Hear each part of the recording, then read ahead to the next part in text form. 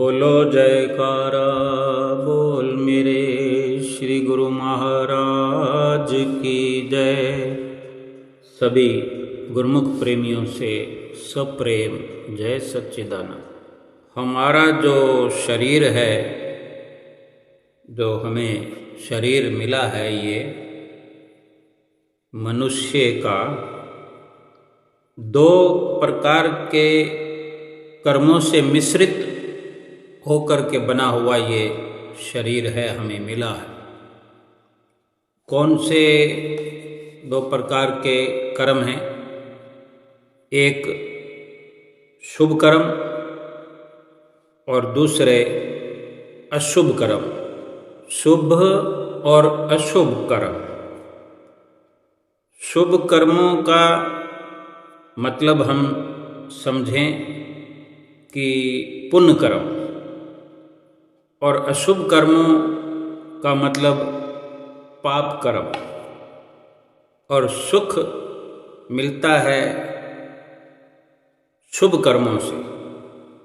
शुभ कर्म के बदले में हमें इस जीवन में सुख मिल रहा है, लौकिक सुख।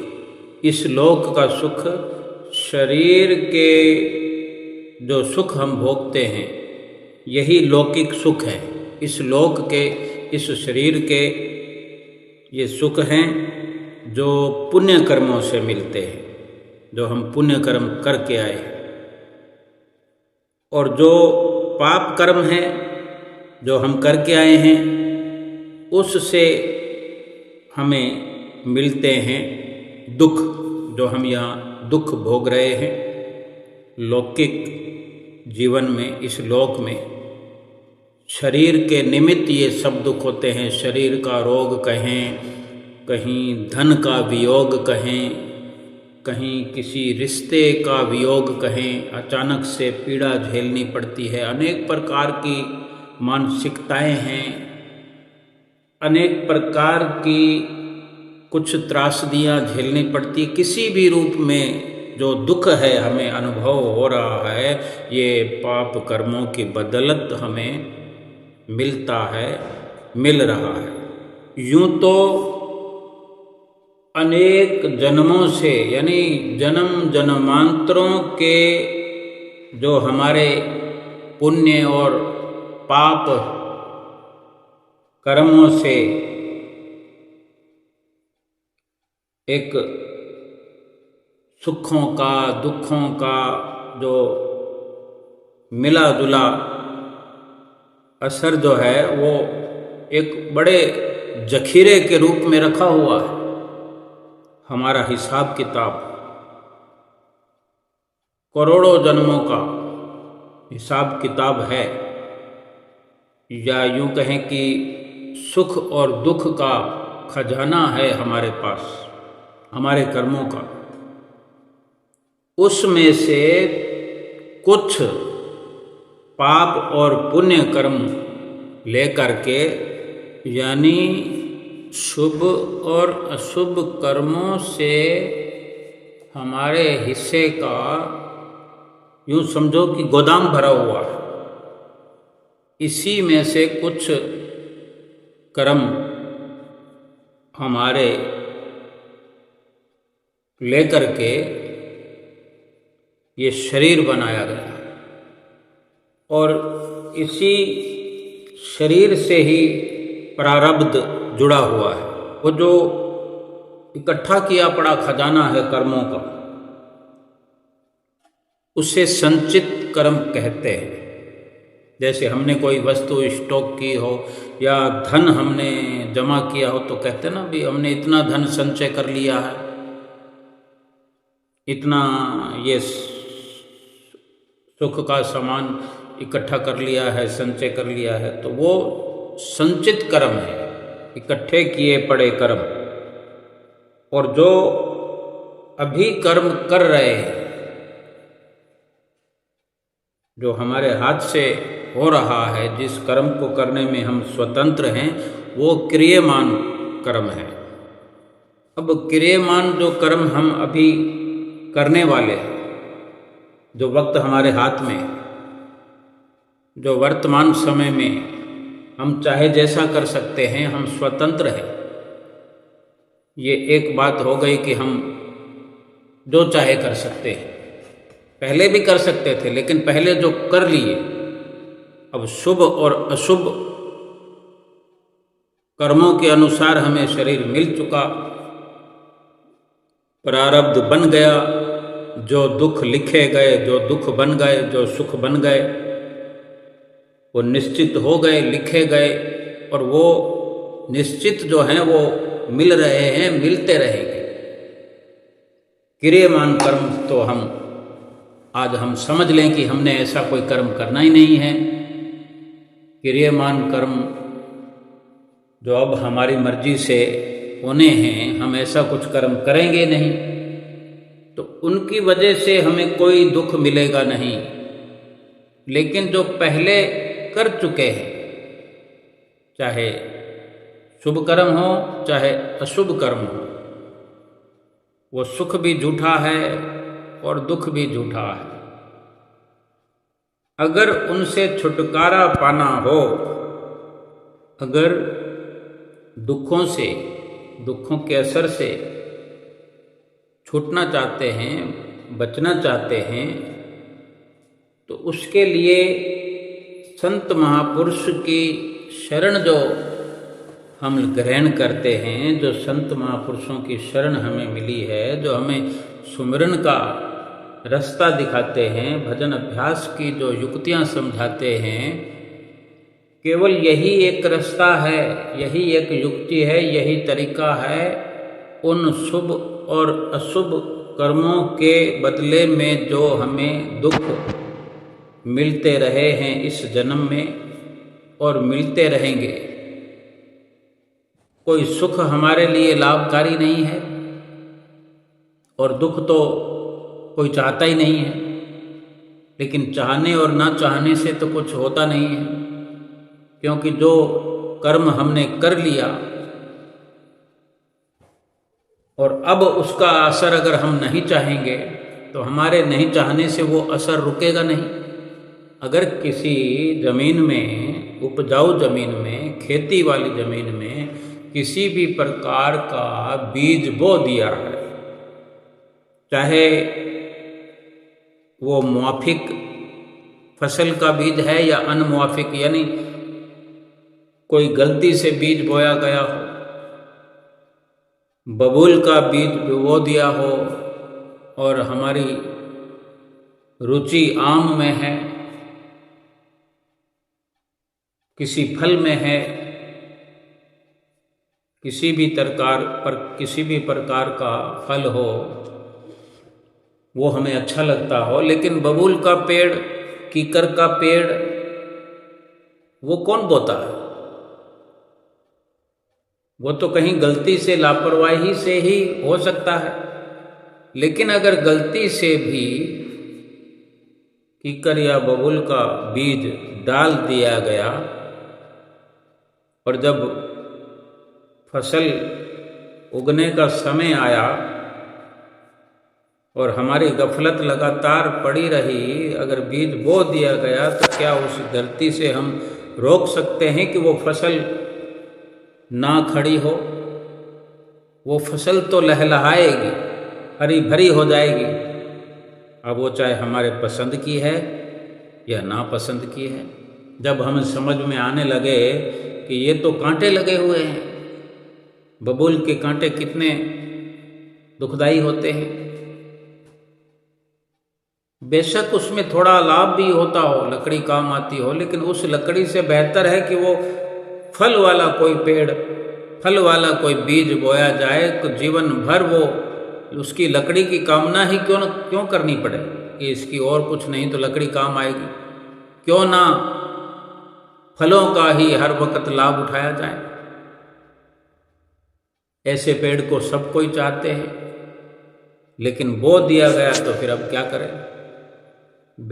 बोया पेड़ बबूल का तो आम कहाँ से होए? अब जो हो चुका है वो तो निश्चित है। कुदरत ने जो रचना रचा दी है, लिख दिया है, हमारे ही कर्मों के अनुसार अब चाहे वो सुख भी है तो सुख कितना लाभदायक होता है। लौकिक सुख जो है उसका क्या असली लाभ है? क्षण भंगुर है। धन पदार्थ रुपए पैसे का सुख है, जो जिस भी प्रकार से जिस माध्यम से रुपया कमाता हो।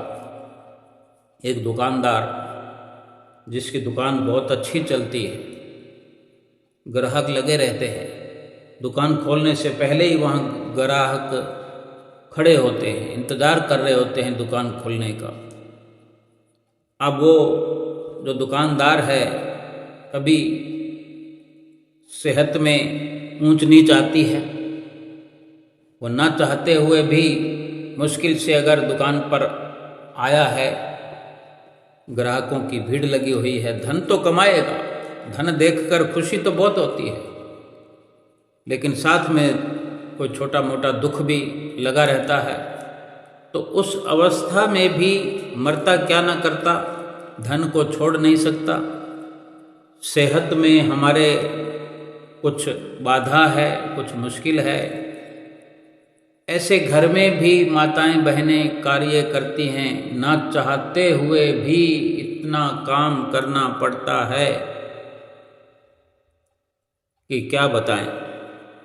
ये बहुत सी बातें समझने की होती है, महसूस करने की होती है, उसका ज़्यादा विस्तार करने की ज़रूरत नहीं होती। हर कोई इतना समझदार है, लेकिन अगर समझदार हो कर के अनसमझी वाला काम करे, बुद्धिमान हो कर के कुबुद्धि वाला कार्य करे, और फिर जब उसका फल देने को कुदरत रास्ता बनाएगी और तब कहे कि नहीं नहीं मुझे ये नहीं चाहिए, या जब तक स्वस्थ है इंसान, कोई दुकानदार बिल्कुल स्वस्थ तंदुरुस्त वेल अप टू डेट होकर दुकान पर आता है, ग्राहकों की लाइन लग जाती है, धड़ाधड़ हाथों से नोट गिन गिन करके गले में रख रहा है, इकट्ठे कर रहा है। 4-4, 5-5 घंटे तक एक टक बैठे रहते हैं, केवल हिलते डुलते हैं। ग्राहकों के लिए अपनी मर्जी से तो वो हिल डुल भी नहीं सकते, कहीं जा भी नहीं सकते। लघु शंका को भी रोक करके 2-2 घंटे निकाल देते हैं, अभी जाऊं अभी जाऊं अभी जाऊं। ये कैसी खुशी है, ये कैसा सुख है? ये धन के लोभ में, लालच में, ये धन का आना अच्छी बात है, जिसके पास धन नहीं है उससे पूछो कोई कि धन का सुख क्या है, धन का दुख क्या है। लेकिन जिसको धन का सुख मिल रहा है तो इस सुख की औकात भी कितनी है कि कोई लघु शंका के लिए भी नहीं जा सकता। खाना टिफिन के अंदर पड़ा हुआ है, उसको खा नहीं सकता, लेकिन सुख तो सुख है, मिल रहा है, भोगो। ये सुख भी किसी काम का नहीं है। कभी कभी वो व्यक्ति अपने मुंह से भी जिक्र करता है, क्या जिंदगी है, रोटी नहीं खा सकते समय पर, किसी अपने को मिलने नहीं जा सकते, अपनी मर्जी से सो नहीं सकते, और वो 10 घंटे 12 घंटे ड्यूटी देने के बाद भी ग्राहक उनका पीछा नहीं छोड़ते, तो और 1 घंटा 2 घंटा लगा देते हैं। रात को 10 बज जाए, सुबह 8 से 10 रात को बज जाए, 14-14, 15-15 घंटे काम करने के बाद घर के 2 बंदे लगे हुए हैं और कितने सारे नौकर लगे हुए हैं। लेकिन ऐसे सुख का क्या लाभ? नोट तो दिन भर बरसते रहेंगे, ये सुख हो गया, लेकिन शरीर तो पीड़ा में है, मन मस्तिष्क तो पीड़ा में है, मानसिकता बिगड़ती जा रही है। सुख का क्या लाभ है? और दुख तो दुख ही है, उसके ऐसे कर्मों के अनुसार साथ के साथ जो कर्म हमसे हो रहे हैं, हमारे मन मस्तिष्क में जो विचार चल रहे हैं उन्हीं के अनुसार जो हम वो क्रियमान कर्म कर रहे हैं, 10 का 20 करने वाला, किसी खराब वस्तु को अच्छी बनाकर देने का विचार, अपने प्रति किसी को भरोसा रखने के लिए वादा करके कहीं ना कहीं हमारे भीतर ही भीतर से वादा खिलाफी हो रही है। तो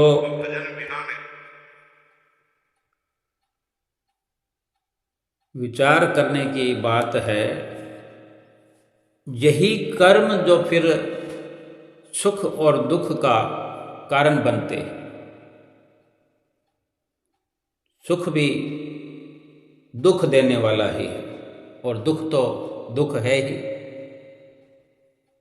तब जाकर के महापुरुष ये समझाते हैं जो उनकी शरण में जाता है कि चाहे कोई शुभ कर्म करो या अशुभ कर्म करो, जो कर्म लिखे गए हैं, जो प्रारब्ध में बन करके आए हैं, उनसे तुम छूटने वाले नहीं हो। आज अगर तुम किसी को 1 मन गेहूं दान करो, फल तरकारी किसी को दान करो, उन दुखों से छुटकारा होने वाला नहीं है।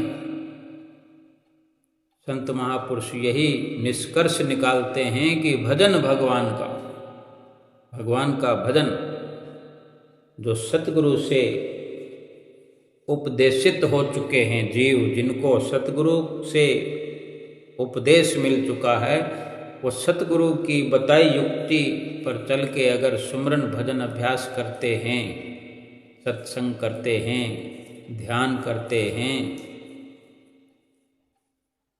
उस भजन सुमरन से छुटकारा हो सकता है। क्योंकि भजन सुमरन करते वक़्त भजन सुमरन करेंगे, सत्संग में जाएंगे, जहाँ संगत मिले, संत समागम मिले, वहाँ बैठ करके, वहाँ पर संतों का संग कर के जो मन को तपाया जाएगा, मन दुखी होगा। देखते हैं सत्संग में जाते हैं तो घड़ी देखते रहते हैं, अनेकों वर्ष हो जाने पर भी ये आदत बनी रहती है कि ये मन जो है सत्संग में दुखी होता है, और जहाँ ये दुखी होता है तो फिर ये कमज़ोर भी होता है, तो फिर ये अपनी चाल नहीं चल सकता और अपनी चाल में जीव को नहीं फंसा सकता। अगर कोई चाहे कि मैं अपनी मर्जी से भजन कर लूँ, सुमरन कर लूँ, सतगुरु का उपदेश लिए बिना, संतों महापुरुषों की संगत किए बिना, सत्संग में बैठे बिना, कोई केवल सत्संग सुन करके अपने घर में भजन सुमरन करना शुरू कर दे, भजन सुमरन में बैठ ही नहीं पाएगा। सतगुरु की शरण हासिल करने पर, बार बार वचन सुनने पर भी आज हम सुमरन नहीं कर पा रहे। हम खुद विचार करें कि हमें 2-2.5 घंटे भजन सुमरन करना है, कितनी मुश्किल आती है, हमारे साथ कितनी मुश्किल पेश आ रही है। रोज़ का रोज़ ये हमारे दिमाग के अंदर विचार चलते हैं कि मैं आज भी नहीं कर पाया, मैं आज भी नहीं कर पाई। कब शुरू भजन सुमरन करना चाहते हैं लेकिन कर नहीं पाते। और जिसको सतगुरु की शरण ना मिली हो, संत समागम ना मिला हो, वो कैसे कर पाएगा? जब संतों के संग में, सतगुरु की शरण में, संतों महात्माओं की संगत में बैठकर, संत समागम में बैठ कर के जब मन जुड़ता है, मन उसमें थोड़ा जुड़ता है, तो सत्संग के प्रताप से, संतों के दर्शन के प्रताप से, उनके आशीर्वाद से, उनके जो वचन होते हैं वो सचखंड से उतरे हुए असरदार वो वचन होते हैं कि उन वचनों के प्रताप से, संतों के दर्शन के प्रताप से और सत्संग की जो वहाँ पर वाइब्रेशन, सत्संग की जो एक हवा चलती है, लहर चलती है, उसका जो असर है वो मन पर होता है। और मन जो है, मन के अंदर जो शक्ति है, मन की जो शक्ति है, वो शक्ति मन की जो पाप कर्म करने में इस जीव को प्रवृत्त करता है, पाप कराने के लिए जो उसकी शक्ति है, वो शक्ति भस्म होने लगती है, भस्म हो जाती है। जो दुख हम भोग रहे हैं, हमने तो यहाँ तक विचार कर लिया कि ये लौकिक सुख वो भी दुखों के समान है, क्योंकि सुखों का एक दृश्य हमने समझ लिया तो हमारे पास बहुत धन है, हमारे बच्चे अच्छे हैं, हमारा परिवार बहुत अच्छा है, हमारी कमाई बहुत अच्छी है, तो एक दूसरे में प्रीत बनी रहेगी, प्रीत बनती रहेगी, बढ़ती रहेगी। और इस प्रकार अगर एक दूसरे के प्रति मन खिंचता रहेगा, प्रेम बढ़ता रहेगा, तो भगवान से प्रेम कैसे होगा? ये बहुत अच्छी स्थिति में ये ऐसी बाधा आएगी हमारे क्रियमान कर्मों में, क्योंकि फिर तो वो मोह के वश, लोभ के वश हम कर्म क्रियमान, जो हम आज स्वतंत्र हैं कर्म करने में, वही कर्म करते जाएंगे जो पहले से करे पड़े हैं। हमारे पास खजाना भरा पड़ा है, और करने की क्या जरूरत है? आज हमारे हिस्से का एक गोदाम भरा पड़ा है, कर्मों का इकट्ठा किया पड़ा है, संचित कर्मों का। कुछ चंद कर्म लेकर के हमारे इस मनुष्य जीवन का ताना बाना बना है, प्रारब्ध बना है। पहले तो ये विचार करें कि ये मनुष्य जन्म की कितनी सीमा बाकी है, कितना समय बाकी है। अब इस जन्म में ये सब कुछ समाप्त हो गया, हिसाब किताब, सांस खत्म हो गए, शरीर खत्म हो गया, वक्त खत्म हो गया, तो उसके बाद में ये देखना कि मनुष्य जन्म अगली बार मिलकर क्या लाभ हम कमाएंगे जब इस बार नहीं कमाया तो भगवान किस बेस पर हमें फिर से मनुष्य जन्म देंगे? कर्मों से ये मनुष्य जीवन मिला, तो कर्म तो हमारे पास और भी जमा है, लेकिन आज जो हमने क्रियमान कर्म कर लिए इस जीवन में, उसका भी तो हिसाब किताब देखा जाएगा। उसके आधार पर मनुष्य जीवन मिले या 84 लाख योनियों में जीव जंतुओं वाला जन्म मिले, ये देखना प्रभु का काम है। लेकिन हमें ये निश्चित तौर से तो समझ होनी चाहिए कि मनुष्य जन्म यूं ही नहीं मिल जाएगा, और पहले भी कोई यूं ही नहीं मिला है। इस मनुष्य जीवन में वो जो जन्म जन्मांतरों के कर्म इकट्ठे हुए पड़े हैं, सुख और दुख वाले, बल्कि ये कहना भी गलत होगा कि वो सुख का कुछ नाम निशान है। सुख तो लेस मात्र भी नहीं, दुख ही दुख है। वो कर्म इस मनुष्य जीवन में क्रियमान कर्म करके, यानी भजन सुमरन अगर करें, क्रियमान कर्मों में जो भजन सुमरन अगर हम करते हैं भगवान का, सतगुरु से मिले हुए नाम का, तो वो सब कर्म भस्म हो जाएंगे। जो हमें इस जीवन में दुख सुख मिल रहे हैं, ये भस्म होंगे, ये सब खाता खाली हो गया। तो क्रियमान कर्म जो हम भजन सुमरन कर रहे हैं, ये हमारे अंदर भरते जाएंगे, और इनका इतना प्रताप हो जाएगा, इतना प्रताप हो जाएगा। सोचो कि जब प्रारब्ध कर्म हमें दे दिए गए कि इस जीवन में भोगने हैं, उनको हमने भस्म कर दिया भजन सुमरन के प्रताप से, क्रियमान कर्म करके। तो सोचो अब हमारा कोई भी कर्म पिछला नहीं बचा है।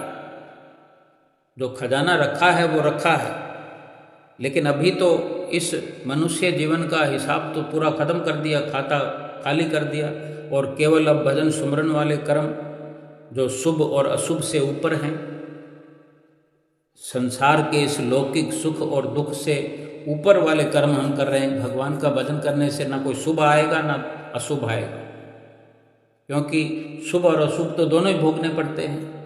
भगवान का भजन करने से निष्काम कर्म होते हैं, और जब इसका खजाना जुड़ने लगेगा, केवल यही कर्म हम इस जीवन में करते चले जाएंगे, तो वो जो खजाना पड़ा है वो भी भस्म होते होते होते एकदम सब नष्ट हो जाएंगे। तो फिर हम भगवान की कृपा रहे तो मनुष्य जीवन की भी जरूरत ना रहे, क्योंकि जब कर्म ही नहीं रहे तो किस लिए मनुष्य जन्म लेकर के आएंगे।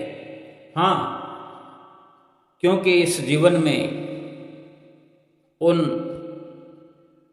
बुरे कर्मों को, भले कर्मों को, पाप और पुण्य वाले सुख और दुख भोगते हुए भी हमसे बहुत बुरे कर्म और हो गए, होते चले गए। भजन सुमरन करते हुए भी पाप तो साथ में चलते ही चलते हैं। कोई बड़ा पाप हो जाता है, किसी के प्रति राग द्वेष, किसी के प्रति कैसा सोचना विचारना, सब कर्म तो बनते हैं लेकिन नष्ट होते रहते हैं। लेकिन फिर भी बड़ा निर्णय तो प्रभु परमात्मा का है। अगर कमी पेशी हुई तो मनुष्य जन्म तो मिलेगा ही मिलेगा। अब सोचो, अगर जीवन में भजन सुमरन किया ही नहीं, सतगुरु की दया को, उनके आशीर्वाद को, उनकी प्रसन्नता को पाया ही नहीं, जब पहले का ही हिसाब किताब चुकता नहीं हुआ, मनुष्य जीवन फिर कैसे मिलेगा। अगर न मिला तो फिर 84 लाख योनियां तो निश्चित रूप से मिलनी है। तो क्या इस मनुष्य जीवन में अगर हम सुख नहीं प्राप्त कर पाए जो परलौकिक है, जो आत्मिक है, इस शरीर के माध्यम से, तो फिर 84 लाख योनियों में कैसे संभव होगा कि हम अपने पाप और पुण्य के जो प्रारब्ध कर्मों से छुटकारा पाएंगे। वक्त तो यही है छुटकारा पाने का, और अभी पाया जा सकता है छुटकारा। कई बार हमें ये ख्याल आता है, विचार आते हैं, अनेक बार विचार हमारे अंदर आता है, क्योंकि जो भजन सुमरन हम शुरू करते हैं, अनेक अनेक दिनों तक, महीनों तक, वर्षों तक भी कुछ लाभ हमें दिखाई नहीं देता, लेकिन यकीनन लाभ शुरू हो गया होता है। इधर हमने भजन करना शुरू किया, सुमरन करना शुरू किया, सत्संग में अपनी रुचि, अपना चित्त लगाने का प्रयास किया, इधर लाभ शुरू हो गया होता है, लेकिन हमें दिखाई नहीं देता। अज्ञान के वश, पाप कर्मों के असर के वश होकर के, अज्ञान के अंधेरे में होने के कारण, अज्ञान का जो अंधेरा छाया हुआ है, हमारी बुद्धि पर पर्दा पड़ा हुआ है, उससे हम ये जान नहीं पाते। और मन में विचार आता है कि कहा तो ये जाता है, सत्संग में हम ये सुनते हैं कि सुमरन करने से ये हो जाता है, सुमरन करने से वो हो जाता है, ऐसा सुख मिलता है, वैसा सुख मिलता है। ये संदेह का विषय नहीं है, किसी प्रकार का भी संदेह नहीं हमें होना चाहिए कि सुमरन से लाभ नहीं हो रहा तो फिर सुमरन करने का क्या फायदा। यकीनन हमारे पाप कर्म कट रहे हैं, और ऐसे समझ लें कि अगर कहीं से हमें 10 डंडे पड़ने हैं तो एक ही डंडा पड़ेगा, वो भी बड़ी धीरे से। या यूँ भी कह सकते हैं कि हमें कहीं 10,000 की चपत लगनी हो तो 100-200 रुपये में ही छुटकारा हो जाएगा। शरीर पर आया हुआ दुख भी ऐसे कटता है। धन का वियोग ऐसे मिटता है कि अगर कहीं 10,000 रुपये लग जाएं तो मन दुखी होता है ना, ये भी दुख है। धन का वियोग हो गया, 1,00,000 का कहीं फटका लगना हो और 5, 7, 10,000, 20,000 का लग के छुटकारा हो जाए तो 80,000 रुपये बच गए। लेकिन हम ये नहीं देख पाते। हमें समझ ना होने के कारण हमारी वो आँख, वो दिव्यता, वो दिव्य दृष्टि, वो ज्ञान चक्षु खुले नहीं हैं। इसके कारण हम अभी देख नहीं पाते हैं। क्यों? लगातार हमारे अंदर एक संशय बना रहता है कि कुछ फ़ायदा तो हो नहीं रहा, फ़ायदा तो हो नहीं रहा, क्योंकि हमारे विश्वास में अभी कमी है। भजन सुमरन बेशक शुरू कर दिया हो, लेकिन विश्वास की दृढ़ता अभी अधूरी है। तो ये विचार साथ में बना रहता है कि कुछ लाभ तो हो नहीं रहा। तो यही बार बार विचार आता है कि अगर कहीं 10-20 हज़ार रुपये का नुकसान होते तो हम 10-20 हज़ार को कोसते रहते हैं कि ये बेकार में नुकसान हो गया।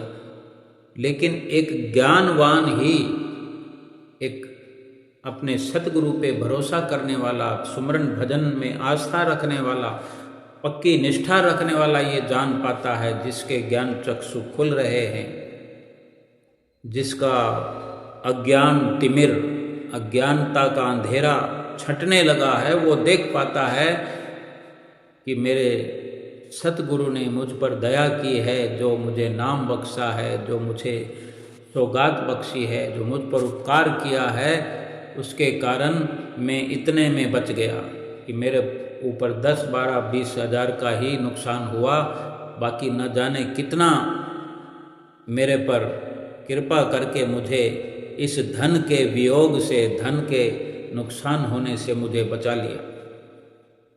शरीर पर भी आया हुआ दुख, कहीं हमारी बेइज्जती हो जाती है 10-20 लोगों के अंदर तो कितना मानसिक संताप हो जाता है।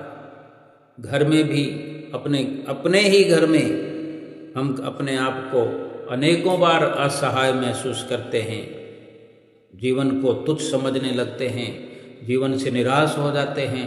लेकिन यही सत्संग, यही भजन अभ्यास, ये सतगुरु का आशीर्वाद, उनका ध्यान जो है, ऐसी मानसिकता से हमें उबारता है और हमें ये देखने का भी अवसर बख्शता है।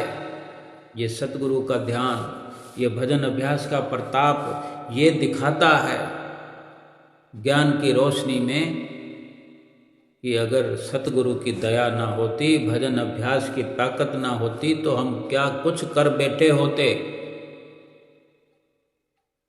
इसलिए ये विचार करना चाहिए कि जो कुछ हो रहा है बहुत अच्छा हो रहा है अगर हम भजन सुमरन में लगे हुए हैं, भक्ति में लगे हुए हैं, सतगुरु की याद में हर वक्त लगे रहते हैं।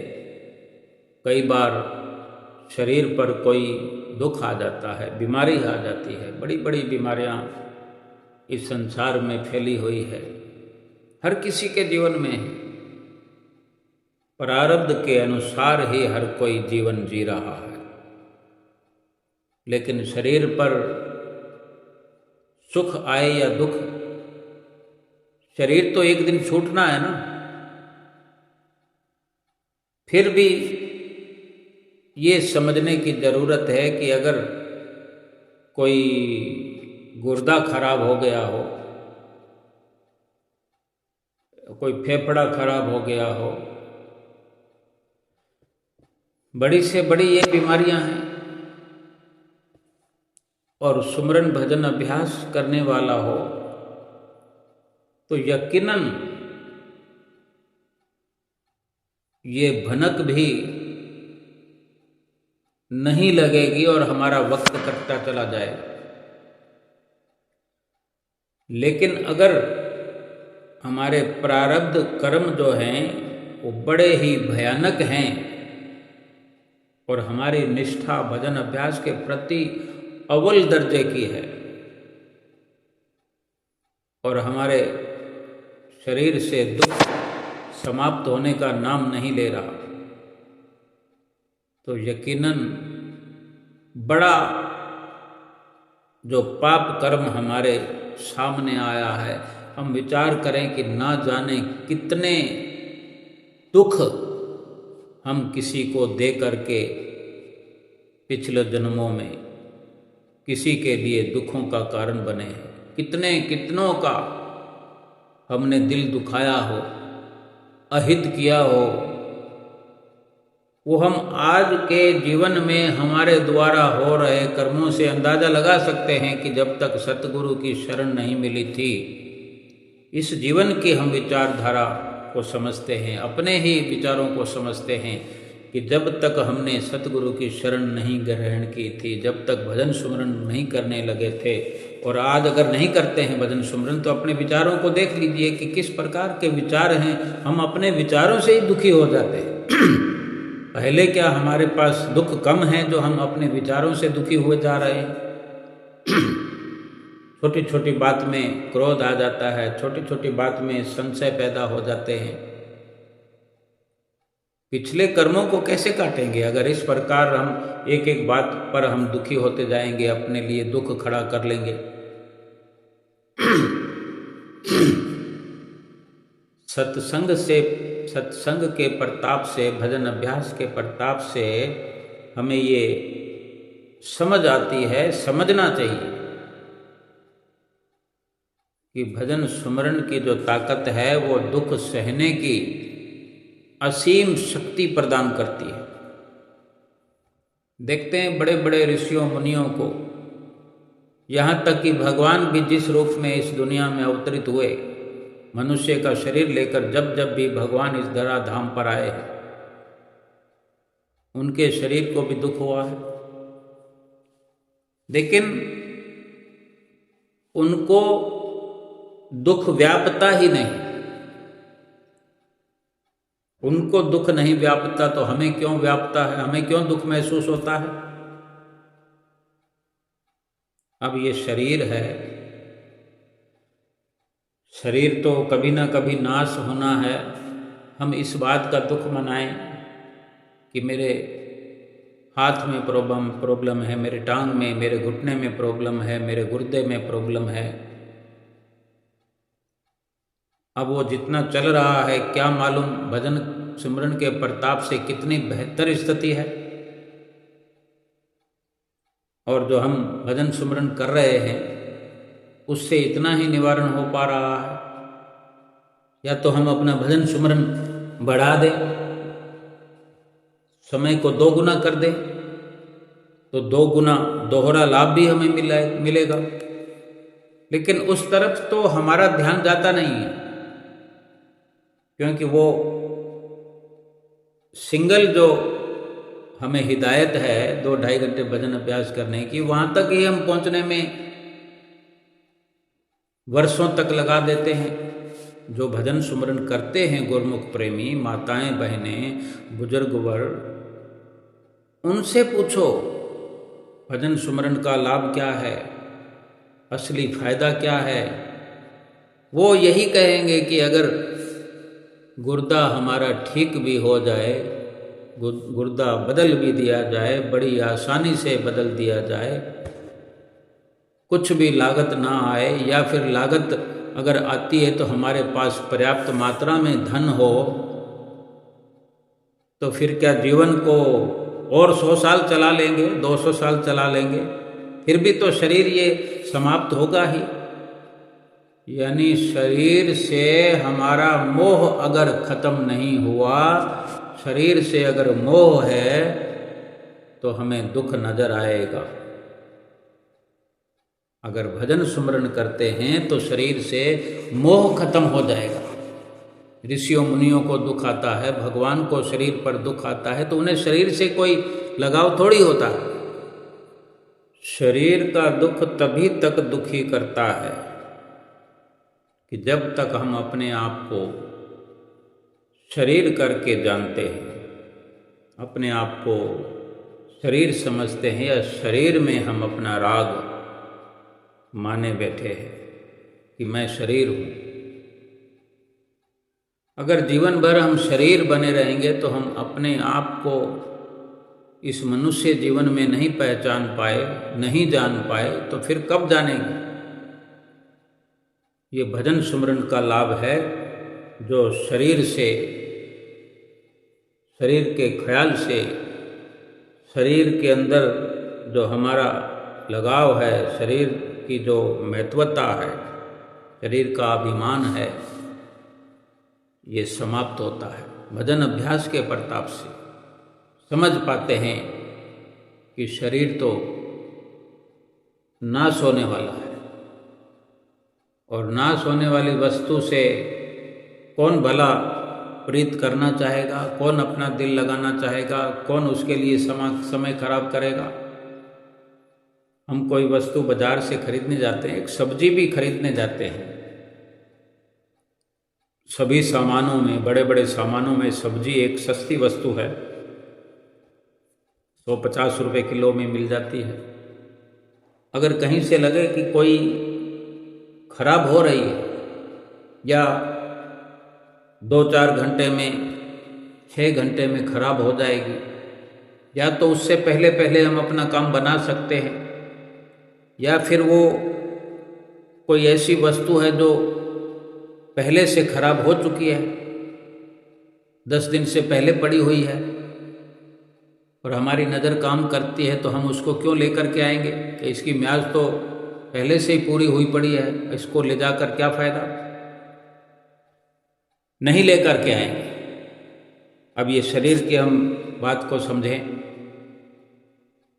इसके बाद इस शरीर के लिए एक ही बात मशहूर है, निश्चित है कि ये शरीर नाशवान है, तो इसकी कोई म्याद तो, कोई तारीख तो नहीं है कि कब ये नाश होने वाला है, कितना समय बाकी है।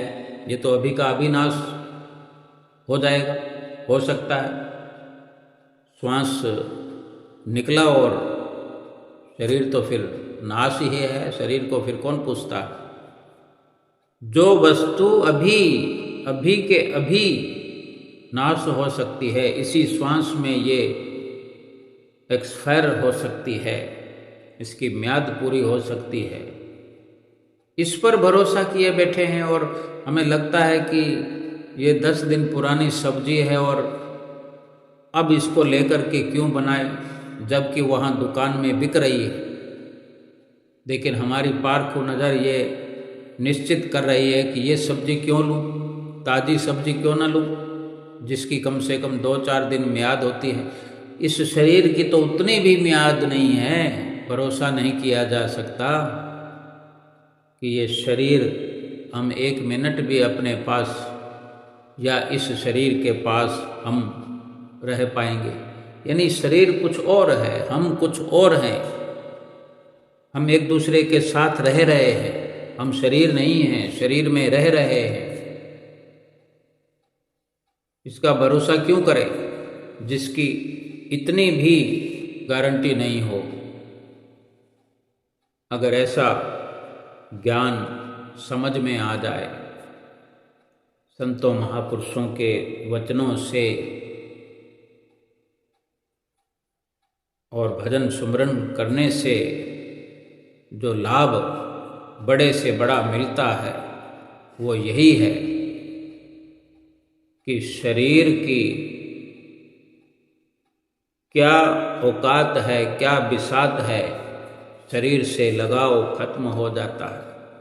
शरीर से लगाव है तो फिर इतना है कि शरीर से भजन कराना है, शरीर को सत्संग में बिठाना है, शरीर के अंदर आत्मा को महफूज रखना है और आत्मा की पहचान के बारे में, आत्मा का साक्षात्कार करने के लिए शरीर से काम लेना है। इसलिए शरीर की हिफाजत करना है, कर रहे हैं और करते रहे, करनी जरूरी है। लेकिन अपने आप को शरीर ही मान लेना ये बहुत बड़ी गफलत है, लापरवाही है। और सारे दुख तभी महसूस होते हैं जब शरीर के अंदर हमारी सुरती लगी हुई, जब अपने आप को शरीर समझे हुए। जिस दिन भी ठीक प्रकार से समझ आ गई, थोड़ी भी समझ अगर आना शुरू हो गई, तो दुख जो है वो सुख में तब्दील होता जाएगा। और वो सुख जो शरीर और आत्मा की समझ आने पर जो सुख मिलेगा, महसूस होगा साथ में भजन सुमरन अभ्यास के कारण, वो सुख लौकिक नहीं, वो परलौकिक सुख होगा। वो शारीरिक नहीं, वो आत्मिक सुख होगा। वो सुख आकर के फिर वो कभी समाप्त नहीं होगा। और फिर ये शरीर के दुख सुख, धन का सुख, धन का वियोग, रिश्तों का मिलना, रिश्तों का बिछड़ना, किसी का संसार में आना खुशी का कारण बनता है, किसी का जाना दुख का कारण बनता है। हम रोते हैं, चिल्लाते हैं, ये सब कुछ समाप्त हो जाएगा। ना सुख है ना दुख है। सुख और दुख से ऊपर उठकर, सुख और दुख से न्यारे होकर, इस शरीर से परे होकर जो अपने आप में स्थित हो जाना है, ये सतगुरु के बताए हुए भजन अभ्यास का, उन युक्तियों का, उस नाम का बहुत बड़ा लाभ हमारे जीवन में यही है कि फिर ना सुख है ना दुख है, ना अच्छा है ना बुरा है, कुछ है ही नहीं, केवल नजर आ रहा है, कुछ भी नहीं है।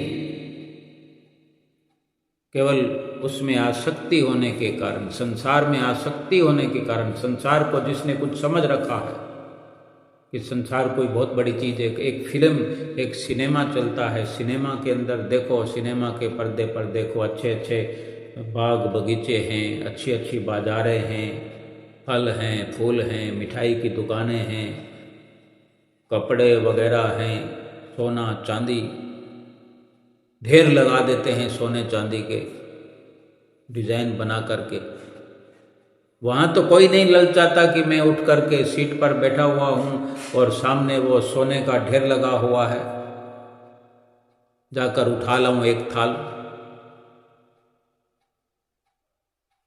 क्योंकि वो उस सिनेमा में सिनेमा समझ करके गया है, सिनेमा देखने के लिए ये अपनी पहचान अपने अंदर निश्चित करके गया है कि यहाँ जो कुछ भी नज़र आ रहा है वो केवल एक फिल्म है, एक चित्र है, एक नाटक है। और यही असल जीवन में अगर समझ आ जाए कि ये संसार भी फिल्म है, चित्र है, नाटक है, बाकी अपना समझने के लिए असल वस्तु कुछ भी नहीं है। अगर कुछ असल वस्तु है, अगर कोई संसार में लाभ वाली वस्तु है, वो मालिक का नाम है, भजन सुमरन है, सतगुरु से मिला हुआ वो शब्द है, जिस शब्द को जप जप करके, भजन सुमरन कर करके असल जीवन को प्राप्त किया जा सकता है। ये जीवन जो है थोड़े समय के लिए मिला हुआ है और थोड़े समय में ही अपना लोक और परलोक सुखी किया जा सकता है। और यही काम जो जीव इस दुनिया में आकर संतों महापुरुषों की शरण हासिल करके कर रहा है, भजन सुमरन कर रहा है। भजन सुमरन के ये बड़े बड़े लाभ हैं। चाहे जीवन में कैसा भी दुख आ जाए, कैसा भी सुख आ जाए, गुरमुख प्रेमी विचलित नहीं होते। जो भजन सुमरन करने से बड़ा लाभ है वो यही है कि ना भजन सुमरन करने वाले को दुख व्यापता है न सुख व्यापता है। वो केवल भजन सुमरन के प्रताप से जो आत्मा का सुख अनुभव करता है, उस सच्चे सुख के सामने ये संसारिक और लौकिक सुख और दुख कोई मायने नहीं रखते। ये फैसला हो जाता है कि ये संसार मायावी है, ये शरीर भी उस माया का हिस्सा है। अगर कोई सच्चा है तो वो मालिक का नाम है और स्वयं मालिक है, और उसी का ये जो पसारा है हमारे अंदर भी और बाहर भी। लेकिन असल वस्तु जो है वो परमात्मा ने इस शरीर के अंदर रखी हुई है। उसी के साथ जो अपना नेह लगाता है, अपना दिल लगाता है, अपनी सुरती लगाता है, वो परमात्मा के साथ मिल जाता है, परमात्मा को पा लेता है। ये लोक भी सुखी होता है, परलोक सुहेला होता है, और जन्म मरण से हमेशा के लिए छुटकारा हो जाता है। बोलो जयकारा बोल मेरे श्री गुरु महाराज की जय।